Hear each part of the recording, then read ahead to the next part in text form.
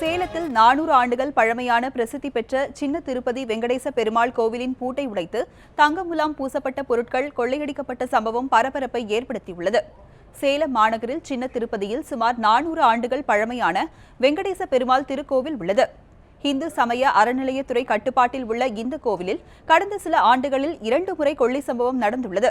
இந்நிலையில் 3வது முறையாக இந்த கோயிலுக்குள் புகுந்த மர்ம நபர்கள் அங்கிருந்த தங்க முலாம் பூசப்பட்ட பொருட்களை கொள்ளையடித்து சென்றனர். உண்டியலை உடைக்க முயன்ற கொள்ளையர்கள் அதனை உடைக்க முடியாததால் அங்கிருந்து தப்பி சென்றனர். பொதுமக்கள் அளித்த புகாரை தொடர்ந்து கைரேகை நிபுணர்களுடன் கோயிலில் தடயங்களை சேகரித்து போலீசார் விசாரணை மேற்கொண்டு வருகின்றனர். நேற்று இரவு திருடர்கள் பூட்டை உடைச்சி உள்ளே போயிருக்காங்க. உள்ளே போயிட்டு உண்டியல் உடைச்சி உண்டியலுக்கு 2 பூட்டுக்கு உடைச்சி பார்த்துருக்காங்க. அது சென்சார்லாம் ஃபிக்ஸ் பண்ணியிருக்கோம்.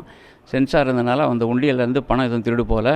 பின்னாடி தாயார் சன்னதி போய் அதை உடைச்சி பார்த்துருக்கானுங்க. தாயார் சன்னதியில் தாமரை கை 2, அபய கை 2, ஒரு கிரீடம் 1, தாலி 1. இதனோட மதிப்பு ஒரு 10,000 ரூபா இருக்கும். இதை மட்டும் அவங்க திருடிட்டு போயிருக்காங்க. வேறு மணி, தாம்பாளம், தட்டங்கட்டம் அந்த மாதிரி எதுவும் போகவில்லை.